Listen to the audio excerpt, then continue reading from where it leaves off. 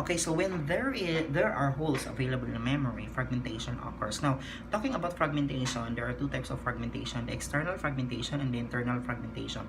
The external fragmentation is a total memory space exists to satisfy the request, but it is not contagious. Take note, it is not contagious. So meaning to say, the external fragmentation happens when the residing or the available holes is intended for non-contagious memory allocation or non-contagious memory, when the residing process in those memory is non-contagious at all. Meanwhile, internal fragmentation allocated memory may not be slightly larger than the requested memory. So this size is a memory is an internal to a part, but it's not being used. So when a process, for example, when a process uses a 10 KB memory, and then the given memory to that process is 20 KB, so eventually it has a 10 KB wasted memory. So that 10 KB wasted memory is considered as internal fragmentation, and therefore it is considered as contagious. We cannot eliminate that one because it is intended for a contagious memory allocation. So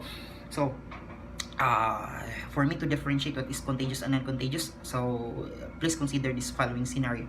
Assuming that I have a 10 KB memory, and then it will be resided, the given memory allocation for that process, 10 KB process, is 20 KB. So there is an exist or wasted 10 KB memory. So that 10 KB memory is a what we call an contagious memory allocation, contagious holes or contagious memory allocation. Meanwhile, the non-contagious occurs if assuming that I have a 30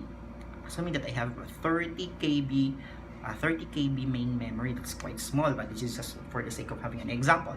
Assuming that I have 30 KB memory and I have process 1 which uses 10 KB and process 2 which uses another 10 KB of memory. So eventually I have unused another 10 KB memory. So that 10 KB memory is somewhat is what we call non-contagious.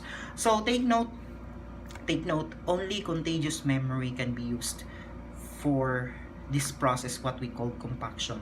So to reduce external fragmentation, which is caused by the non-contagious memory, a compaction can be a possible solution.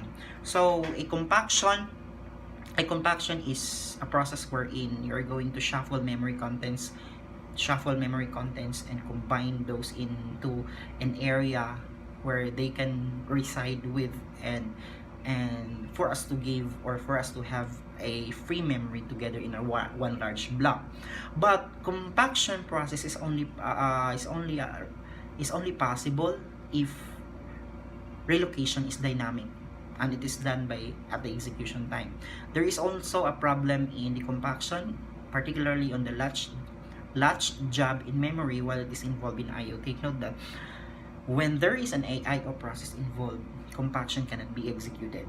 Okay, so we will proceed to another memory management, which is what we call segmentation. So segmentation is another process in order for us to minimize this what we call fragmentation. So segmentation is a memory management scheme that supports a user view of memory, wherein the idea of segmentation is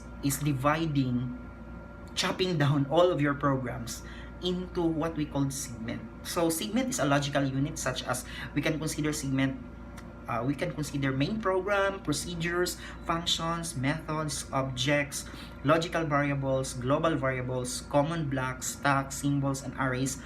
We can consider all of those as a single segment. So instead of running the entire program as a contiguous block,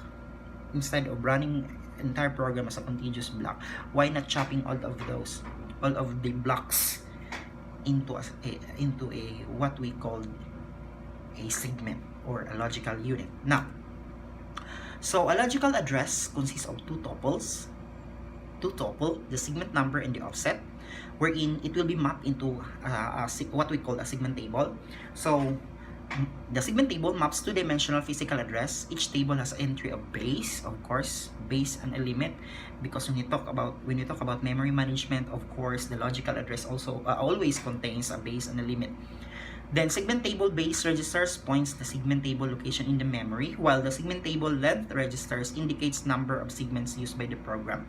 So segment number S is legal if S is less than STLR. Now, for us to understand on the process of segmentation, so try to consider this illustration.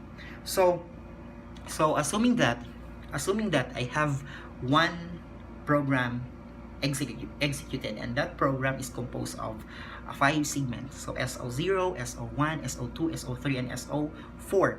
Now the function of the segment table is to map SO1 with the corresponding limit and base. Now take note, for the information, as a recap on the previous discussion, particularly on the limit and the base. The base is the point in the memory where your process starts, while the limit is the amount of memory. It is the amount of memory that requires for your process to reside within your main memory. So the segment table contains a segment, a limit, and a base, and this segment table can be mapped into the main memory. So consider the following illustration. For segment 0, my base is 1500 and the limit is 1500 also. So meaning to say, if we're going to map this segment 0 in the main memory, so meaning to say it starts in the memory address 150 and it ends in the memory address 300, because if we're going to add base plus limit is equivalent to 300. So the 1500 base memory program or process starts on the memory allocation 1500 up to 300. Now, if we're going to map the segment 1, which is 6300, so it will reside on the bottom part. It will start on 6300 up to 6800, because the limit is on the limit for segment 1 is 500. If we're going to map the segment 2 in the main memory, it will reside next to segment 3, since it starts from 4300 to 400. And if you are going to map in the segment 3, it resides not adjacent to a free memory in the S sub 0 or S0 to S3. Now, why is it that there is a free space between SO and S3? Now, take note that the segment 0 starts on 1500 and it ends in 3000 memory address, while the segment 3 starts on 3200 and it ends in 4700. It ends in 4300. So as you can see, there is a disparity, or there is a distance. There is a free memory in between the SO and SO3. Okay, if we're going to map out the segment 4, it will reside next to SO2, since it starts in 4700 memory address and it ends in 5900 memory address, since it has a base or a limit of 1100. Now, what is the advantage of having this logical? So this is by the way, the process that I had discussed is on how this user space can be converted in a segment table, and how the segment table can be mapped into the main memory. So what is the purpose of having this segmentation? The purpose of having this segmentation is for us to be able to chop down larger program and to be fit in with the smaller holes available in the memory, because there were instances wherein the incoming process is quite larger than those smaller programs, right? And for that process to be residing, or for that process to be entertained in the main memory, we need to extract or swap out process with higher memory allocation corresponding to the next for the waiting process.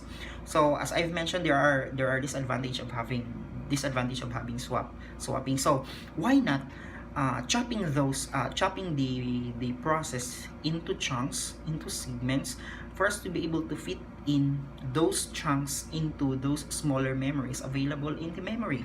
So that's quite bright idea. So another segmentation is, as I mentioned, segmentation is a process, is a scheme wherein used in order to maximize the memory capability.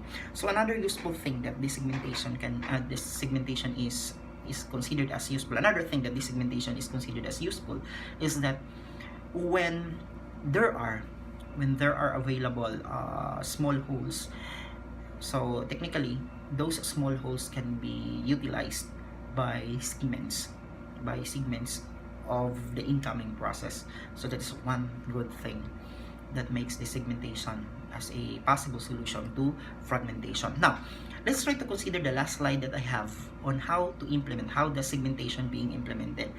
So for us to be able to identify, to understand on how the segmentation being implemented in the system, so let's try to consider this illustration. Now the CPU will now then produce an S and D. So this S is the segment, while the D is what we call the displacement. So the displacement is sometimes considered as an offset. It is considered as an offset in the segment.